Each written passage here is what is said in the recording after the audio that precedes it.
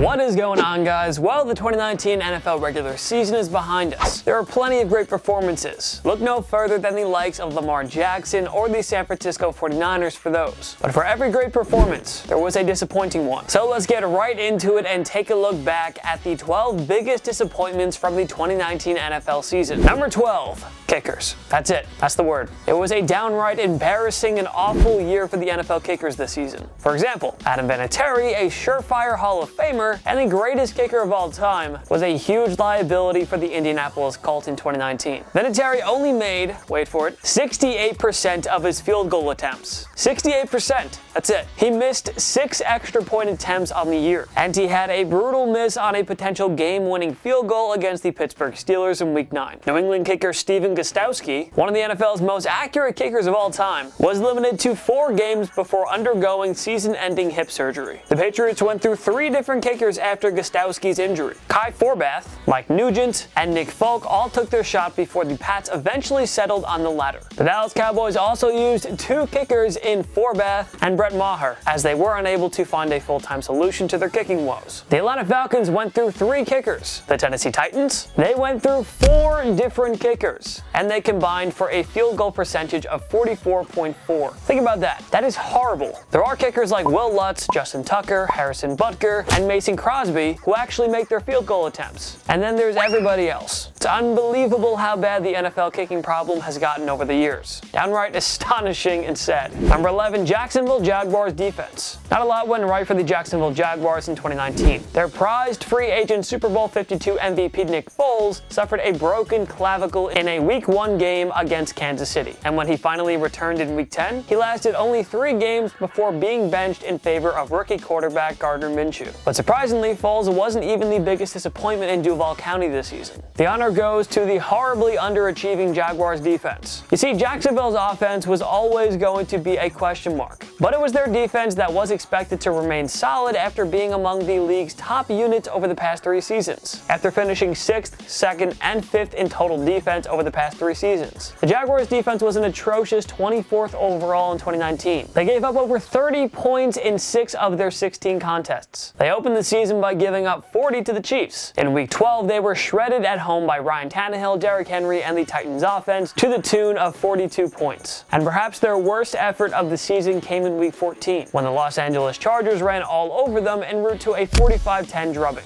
The Jaguars defense was victimized by big plays throughout the season. They gave up a league-leading 6 running plays over 40 yards, and the 12 passing plays of over 40 yards they surrendered was 7th worst in the NFL. All in all, their pass defense wasn't that bad, ranking 16th in the league with an average of 236.1 yards against per game. But that's likely because opposing teams had such an easy time running on them. That's right, their once stout rush defense ranked 5th last by giving up 139.3 yards per game on the ground. Things were so bad that star cornerback Jalen Ramsey forced his way out of town midway through the season, and Executive Vice President Tom Coughlin was fired before the regular season concluded. 'Twas another disappointing year for the Jaguars, who finished dead last in the AFC South for a 2nd straight year. And this time they can't just blame their offense. Number 10, Chicago Bears. Thanks to the league's best scoring defense and some crafty play calling from head coach Matt Nagy, the Bears recorded 12 wins in 2018 en route to an NFC North Division title. Many believed the Bears would take the next step under Nagy, who was named 2018 Head Coach of the Year. They brought back the same core of players from a year ago, so there was plenty of reason for optimism in the Windy City. But in short, the Bears were held back by very poor quarterback play from Mitch Trubisky. The 3rd-year signal caller had just 17 touchdowns against 10 interceptions. He took a career-worst 38 sacks, and his completion percentage dipped down to 63.2. The Bears simply underutilized rookie running back David Montgomery, who should have been the focal point of their offense.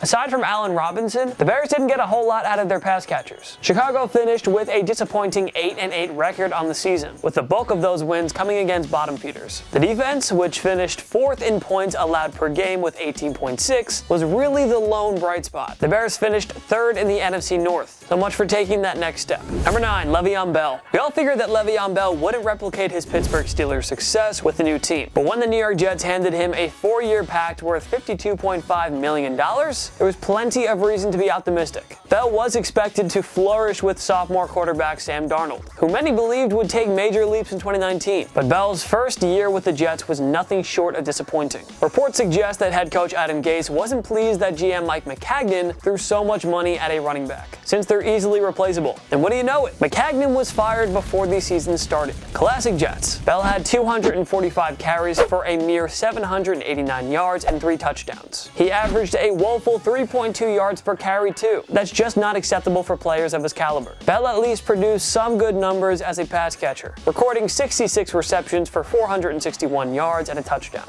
But he simply wasn't worth all the big dollars in year 1. It's not even close. Number 8, Patriots Offense. Losing Rob Gronkowski to retirement was always going to hurt, and Brady was entering his age 42 season. But nobody could have expected the Patriots Offense to drop off this much during the regular season. Brady was on fire early in the season, with 4 300-yard outings in his first 6 games. But his play regressed big time from there, as he recorded just 1 more 300-yard game from Week 7 onward. Brady had 3 games in which he threw 0 touchdown passes, and 5 games where he had 1 touchdown pass. His 60.8 completion percentage was tied for 3rd lowest of his career, but TB12 wasn't the only issue for the Pats offense. Sophomore running back Sony Michel was expected to take a big leap, but he was a major flop in 2019. Not only did he fail to reach the 1,000-yard mark, but his 3.7 yards per carry ranked 40th among 47 qualifying running backs. And then there was the Patriots receivers, whose 23 combined drops were 5th worst among NFL teams. Julian Edelman was his usual self, with 100 receptions for 1,117 yards and 6 touchdowns. But their next best pass catcher was actually running back James White, with 645 yards. Believe it or not, the Patriots didn't have a single wideout besides Edelman top 400 receiving yards. That's insane. Add this all up, and you get an offense that's ranked 15th in the NFL, compared to 5th just 1 season earlier. It's no wonder the Patriots failed to secure a first-round bye for the first time since 2009. Number 7.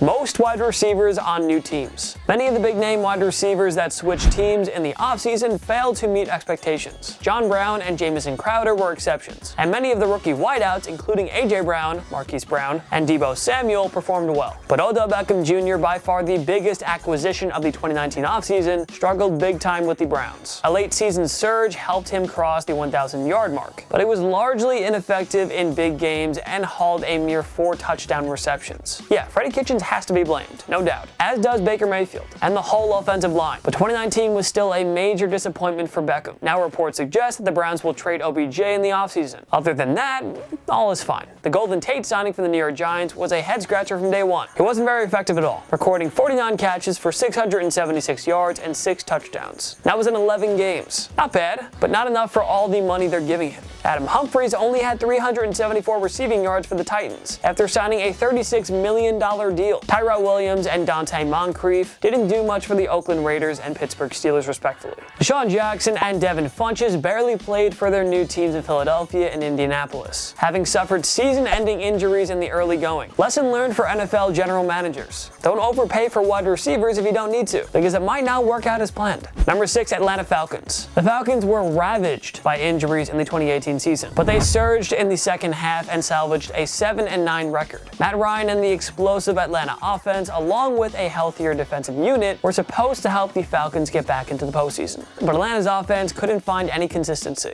and they finished just 13th in scoring with 23.8 points per game. The defense was a massive letdown once again, ranking 23rd in scoring. Once again, Atlanta finished strong in the second half, which included big-time road wins against elite teams in the New Orleans Saints and San Francisco 49ers.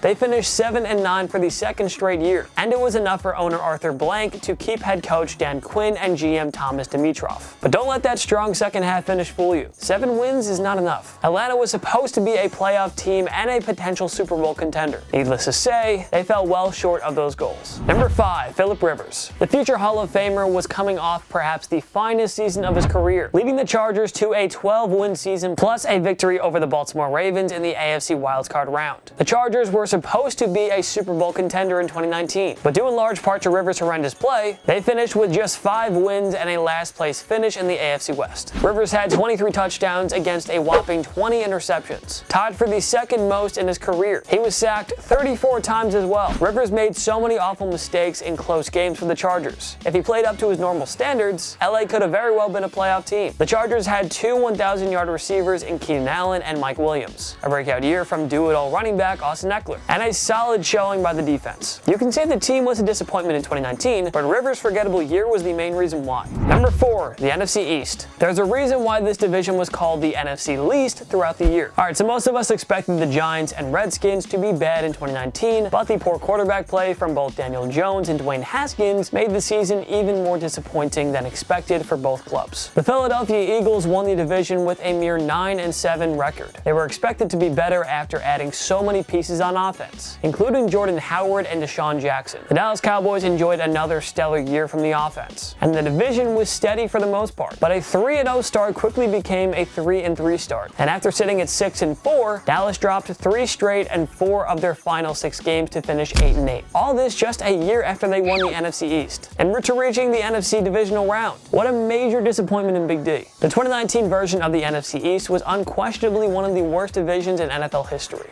Number 3, Jared Goff. You can make a case that the entire Los Angeles Rams team was a disappointment in 2019, but like the Chargers, it all started with the quarterback. Todd Gurley had 857 rushing yards and 12 touchdowns despite seeing his role reduced. Cooper Kupp and Robert Woods each surpassed the 1,000-yard mark, and tight end Tyler Higbee enjoyed a breakout year. Aaron Donald had another great campaign, and the defense was solid. Adding Jalen Ramsey helped out that leaky secondary as well. But despite all of this, the Rams finished 9-7 to miss the playoffs, 1 year after reaching the Super Bowl. This falls largely on the shoulders of Jared Goff, who went from 32 touchdowns and 12 interceptions in 2018 to 22 touchdowns and 16 interceptions in 2019. His completion percentage, passing yards, and yards gained per completion totals all dipped. Blame the O-line all you want, but Goff actually just took 22 sacks this season, compared to 33 last year. Goff just looked shaky in the pocket and didn't make the big throws we saw from him in 2017 and 18. It's back to the drawing board for Goff and Sean McVay in 2020. Number 2, the new pass interference challenge rules. Following the awful and humiliating no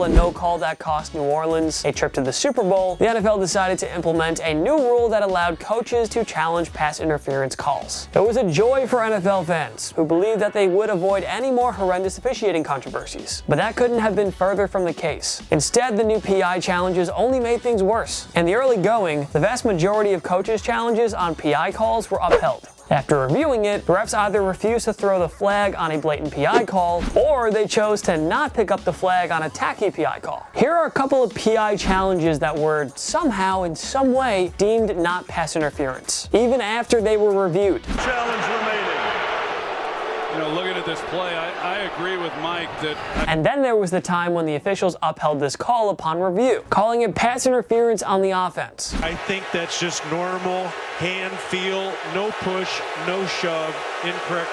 So much for adding more clarity while cutting back on officiating mistakes. The league better find a clearer way to outline what is and isn't pass interference. Number 1, Cleveland Browns. I had so much faith in them. We all had so much faith. What a huge letdown it was. What more can I say? The Browns caught fire in 2018 when Greg Williams and Freddie Kitchens took over as interim head coach and offensive coordinator. They won 5 of their final 7 games to finish with a 7-8-1 record. And rookie Baker Mayfield set the rookie record for the most touchdown passes with 27. GM John Dorsey promoted Kitchens to head coach, and he swung for the fences by acquiring New York Giants superstar wideout Odell Beckham Jr. in a blockbuster trade. The Browns also added Olivier Vernon and Sheldon Richardson to bolster the front 7, and rookie Greedy Williams joined Denzel Ward in a promising secondary. The Browns were a trendy pick to win the division and possibly go on a deep playoff run, but the offense was out of sync all year. Mayfield was hit by the sophomore slump, tossing 21 interceptions. OBJ and Jarvis Landry failed to reach their usual numbers. The offensive line was horrible. The defense was mediocre throughout the entire year. Myles Garrett, the franchise's best player, was suspended for the year after he hit Mason Rudolph over the head with the latter's helmet. Kitchens couldn't get this team under control. So many awful penalties. Such brutal offensive play calling. Wash, rinse, repeat. Cleveland somehow got worse in 2019, going from 7-8-1 to just 6-10 on the year. Kitchens was fired after 1 season as head coach, coach. Same old Cleveland Browns. They'll always let you down. What other disappointments from the 2019 season should we have included on our list? Join me in the comment section below. Make sure to follow myself and TPS on social media. We post great content all the time. TikTok, I TikTok all the time, or I try to at least. YouTube as well, and then Instagram and Twitter for TPS. Yeah, we post a lot of stuff, and you should go follow us. Make sure to like this video. It takes one click right down there. Subscribe to TPS, because we post videos all the time. Of course, thank you so much for watching. I'm Jason Biondo.